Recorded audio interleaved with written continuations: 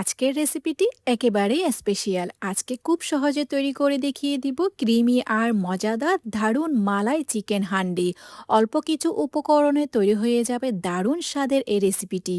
একবার বানালে আপনারা বারবার বানাতে ইচ্ছে করবে ইনশাআল্লাহ। আসসালামু আলাইকুম everyone, welcome to Mehnu's mom's kitchen. আপনাদের ঘরে থাকা অল্প কিছু উপকরণ দিয়ে একদম সহজভাবে চিকেন মালাই হান্ডি তৈরি করে দেখিয়ে দিব। তার জন্য আমার লাগছে মুরগির মাংস। এখানে আমি 1200 গ্রাম মুরগির মাংস নিয়েছি, একটু মিডিয়াম কাট রেখেছি, বড় সাইজের টুকরাও করিনি, মিডিয়াম কাট করে আমি মাংসটাকে ধুয়ে পরিষ্কার করে একটি মিক্সিং বলে নিয়ে নিলাম। 1 কাপ টক দই দিয়ে দিয়েছি, সাথে দিয়ে দিয়েছি 1 স্পুন লবণ। লবণ পরবর্তীতে লাগলে আমরা ইউজ করব। 1/2 স্পুন গোলমরিচ গুঁড়া দিয়ে দিলাম, 1 টেবিল স্পুন জিরা গুঁড়া, সেই সাথে দিয়ে দিলাম 1 টেবিল স্পুন ধনিয়া গুঁড়া, তারপর দিয়ে দিয়েছি 1 টেবিল স্পুন গরম মশলার গুঁড়া। এরপর এই মালাই চিকেন হান্ডির মধ্যে 1/4 টিস্পুনের মতো খুবই সামান্য পরিমাণ হলুদ গুঁড়া ইউজ করেছি কালারটি সুন্দরের জন্য। 1 টেবিল স্পুন রসুন বাটা ইউজ করলাম, 1 টেবিল স্পুন উঁচু করে আমি আদা বাটা দিয়ে দিলাম, সাথে দিয়ে দিয়েছি লেবু রস 2 টিস্পুনের মতো। 1 ফালি লেবু রসকে ভালো করে চেপে দিয়ে দিয়েছি। আর কিছুই নয়, সবগুলা দইয়ের সাথে চিকেনটা ভালো করে মিশিয়ে নিতে হবে। সামান্য পরিমাণ হলুদের গুঁড়া ইউজ করার কারণে কালারটা একটু সুন্দরের জন্য একদম খুবই সামান্য পরিমাণ হলুদের গুঁড়া ইউজ করেছি। আবার বেশি পরিমাণ করতে যাবে না, না হলে কালারটি সুন্দর আসবে না। ম্যারিনেট করা চিকেনটাকে আমি রেস্টে রাখবো 15 থেকে 20 মিনিটের জন্য। এদিকে কিছু বাদাম আমি 15 থেকে 20 মিনিট আগে ভিজিয়ে রেখেছিলাম। ভিজিয়ে রাখা 10টি আমি কাজু বাদাম দিয়ে দিলাম, ভিজিয়ে রাখা আমি 10টি মতো কাঠবাদাম দিয়ে দিয়েছি। আপনারা চাইলে চীনা বাদাম ইউজ করতে পারেন। 2 টেবিল স্পুন ফ্রেশ নারকেল কুড়া দিয়ে দিলাম, 2টি মতো কাঁচামরিচ দিয়ে দিয়েছি। জালের পরিমাণটা আপনারা কম বেশি ইউজ করতে পারেন। এবার আমার লাগছে 1 কাপ তরল দুধ। তবে আমি 1 কাপ তরল দুধ একসাথে ইউজ করব না, সামান্য পরিমাণ তরল দুধ দিয়ে এই পেস্টটি আমি সুন্দর করে মসৃণ করে একটি পেস্ট তৈরি করে নিব পরবর্তী ইউজের জন্য। আমি খুবই সামান্য পরিমাণ তরল দুধ দিয়ে এই পেস্টটি তৈরি করে নিয়েছি। দেখতে পাচ্ছেন আরও 1/2 কাপের মতো রয়ে গিয়েছে। আমি পরবর্তীতে এই দুধগুলা ইউজ করব। এরই মধ্যে 15 থেকে 20 মিনিট ম্যারিনেট করা মাংসটি ম্যারিনেটও হয়ে গিয়েছে। চুলায় একটি পাতিল বসিয়ে দিলাম, পরিমাণ মতো তেল দিয়ে দিয়েছি। তেলের মধ্যে 2টি তেজপাতাকে হালকা একটু ফেড়ে দিয়ে দিলাম, 3টি মতো আমি এলাচ দিয়ে দিয়েছি, 5 থেকে 6টি মতো লবঙ্গ দিয়ে দিলাম, সে সাথে দিয়ে দিয়েছি 1/2 ইঞ্চি মতো দারুচিনির টুকরা। তারপর এখানে আমি 1 কাপের মতো পেঁয়াজ কুচি নিয়ে নিলাম, একদম কুচি করে দিয়ে দিয়েছি। পেঁয়াজটাকে তেলের মধ্যে হালকা একটু ভেজে নিতে হবে। এই পর্যায়ে চুলার আঁচ কিন্তু একটু মিডিয়ামে রাখবেন। মিডিয়ামে রেখে পেঁয়াজটাকে হালকা একটু নেড়ে চেড়ে নরম করে নিতে হবে।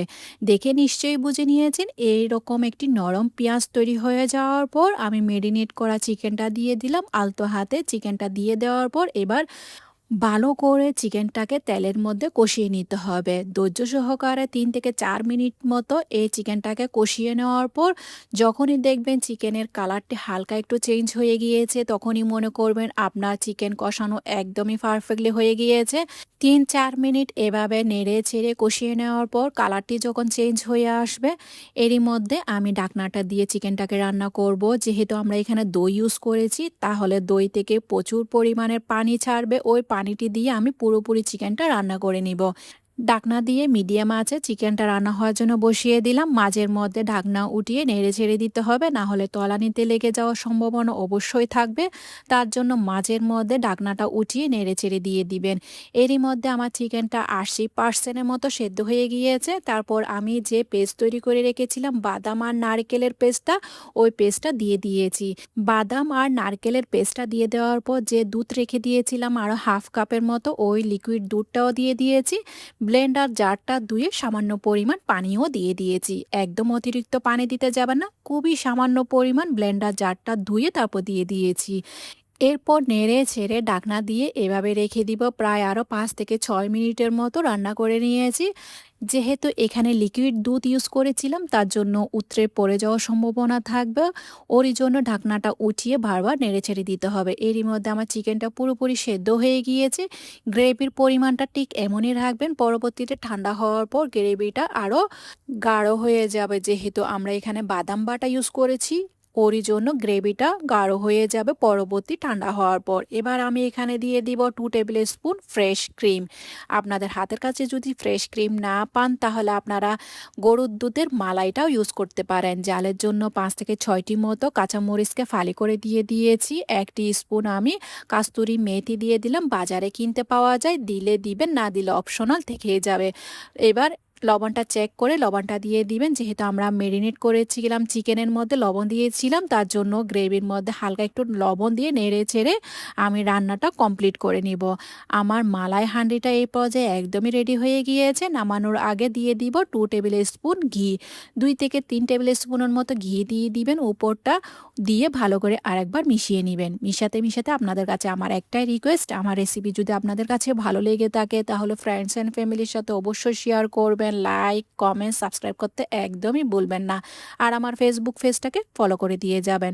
1 টেবিল স্পুন পেঁয়াজ বেরেস্তা, 2 টেবিল স্পুন আমি ফ্রেশ ধনেপাতা কুচি দিয়ে আমি চুলাটা বন্ধ করে দিব। এবার আর নাড়াচাড়া করব না, শুধু হাতলটা ধরে এভাবে করে একটু নেড়ে ছেড়ে দিবেন, দিয়ে চুলাটা বন্ধ করে দিয়েছি। তারপর আপনাদেরকে আমি প্রেজেন্টেশন করে দেখিয়ে দিব। চুলাটা বন্ধ করে এভাবে 5 মিনিটের মতো রেখে দিয়েছি। দেখতে পাচ্ছেন মাশাআল্লাহ কত সুন্দর হয়েছে। যদি আপনারা গ্রেভিটা আরও পাতলা রাখতে চান তাহলে আরও একটু পানি দিয়ে গ্রেভিটা পাতলা করে নিতে পারেন। উপর দিয়ে কিছুটা ফ্রেশ ধনেপাতা আর আমি কিছুটা পেঁয়াজ বেরেস্তা আর কিছুটা আমি আদা কুচি দিয়ে পরিবেশন করে নিয়েছি।